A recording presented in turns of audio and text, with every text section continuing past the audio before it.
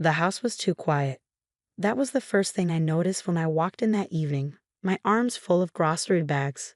Normally, my 5-year-old twins, Ethan and Emma, would be running around, laughing, arguing over toys. But tonight there was nothing, just silence. Melissa, my sister-in-law, was supposed to be babysitting. She had been our go-to for months, always eager to help. Too eager, I would later realize. "Melissa?" I called out, setting the bags on the counter. No answer. I walked through the living room, my heart starting to race. The toys were neatly arranged, too neat. Something felt wrong.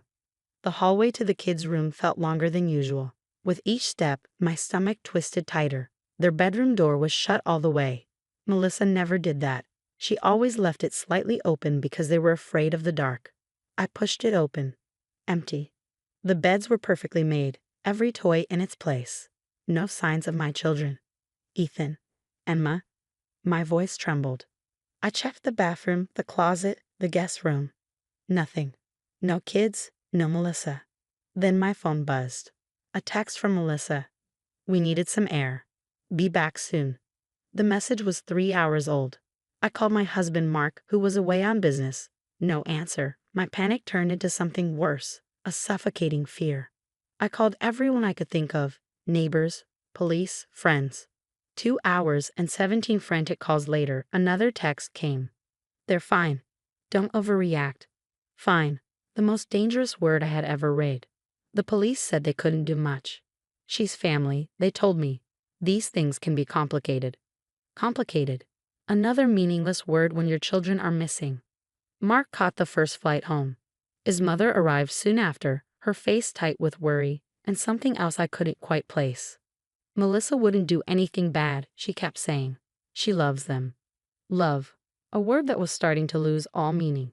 3 days passed. No real leads. Just Melissa's vague messages insisting the kids were safe. Then, a call. Emma's best friend's mother. "My daughter said something strange," she told me. A conversation overheard. A child's innocent words. "Aunt Melissa said we're going on a special adventure that Mommy and Daddy wouldn't understand." Adventure. A word that now filled me with dread.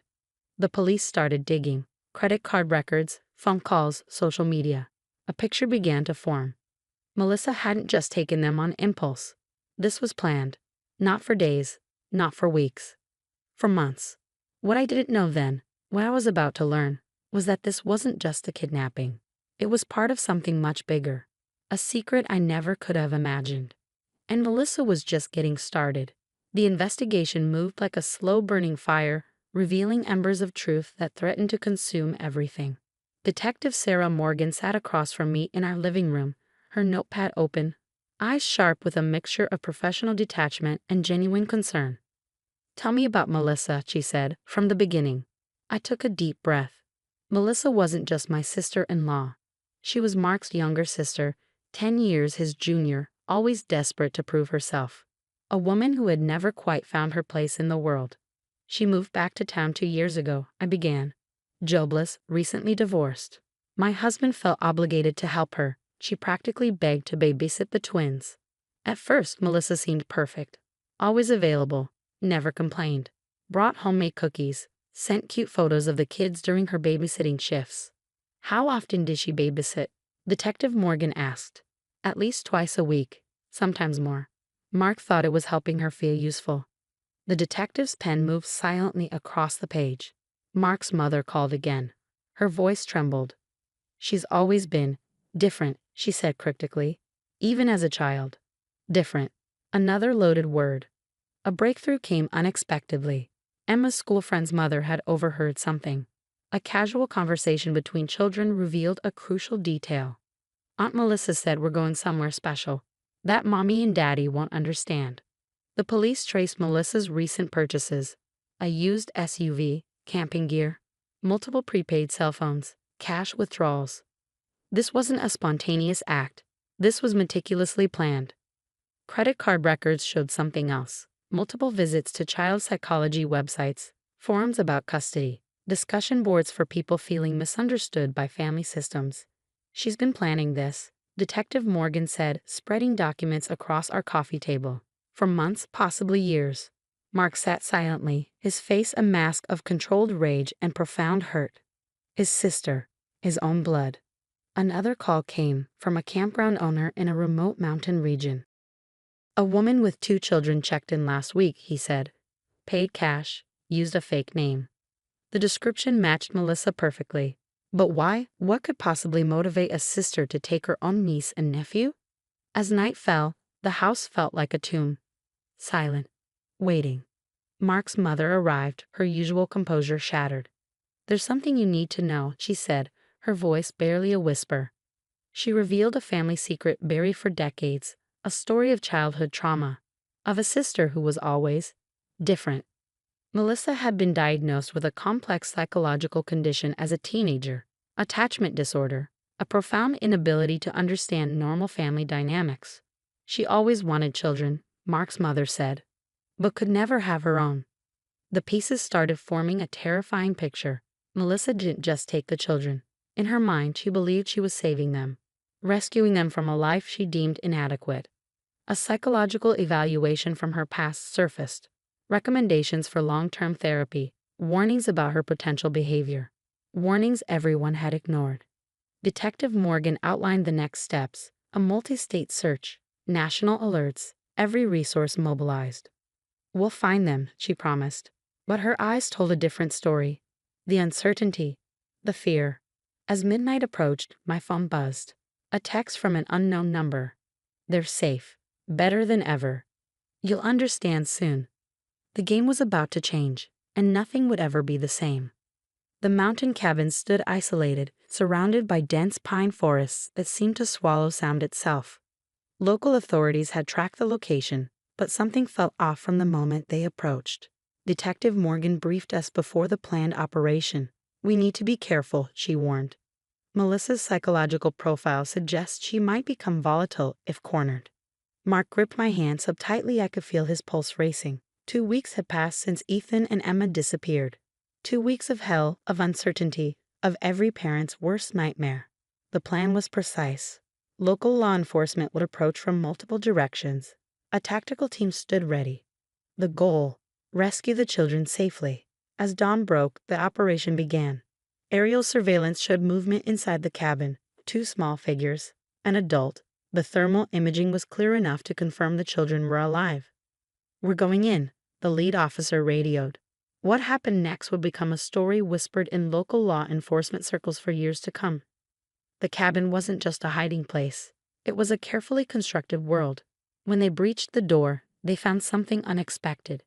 The children were not just safe, they were thriving. Melissa had created an elaborate homeschooling environment. Educational materials lined the walls. The twins' beds were meticulously made, nutritious meals prepared, their clothing clean and organized. But it was their reaction that shocked everyone. Ethan and Emma didn't cry, didn't show fear. Instead, they looked confused by the commotion. Are we going home? Emma asked, her voice calm, too calm. Psychological evaluations would later reveal the depth of Melissa's manipulation.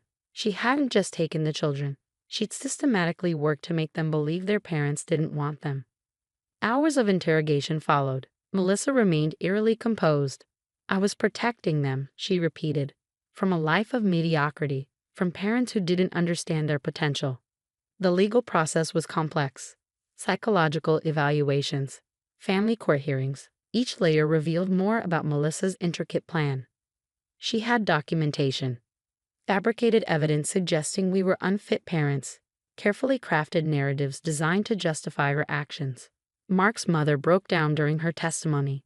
She was always different, she repeated, always trying to prove something. The children underwent extensive psychological evaluations. Counselors worked carefully to understand the trauma, to help them process their experience. Slowly, carefully, Ethan and Emma began to reconnect, to understand. The first night home was surreal. They were physically present, but emotionally distant. Years of careful manipulation couldn't be undone overnight. We're going to get through this, Mark whispered to me, holding me as I cried. Months of therapy followed. Family counseling, individual sessions, a delicate process of rebuilding trust. Melissa was charged with kidnapping, but the legal system recognized the complexity of her psychological condition. She would receive treatment, not just punishment. A year later, things began to stabilize. Ethan started Little League. Emma joined a dance class. Small victories that felt like miracles. The day of Melissa's sentencing arrived. Mark chose to speak. "She's my sister," he said, his voice breaking. But what she did was unforgivable. The judge sentenced her to a specialized psychiatric facility. Treatment, rehabilitation, a chance to understand the depth of her actions. As we left the courthouse, Emma tugged at my hand. "Can we get ice cream?" she asked. Such a simple question, such a normal moment. And in that moment, I realized we had survived. Not just survived, we had won. The nightmare was over. But the healing was just beginning. The moral of the story is that love, even when well-intended, can be dangerous when twisted by delusion and unresolved trauma. It highlights the importance of recognizing mental health struggles, addressing them before they escalate, and understanding that even family members can cause harm when their actions stem from a distorted sense of righteousness.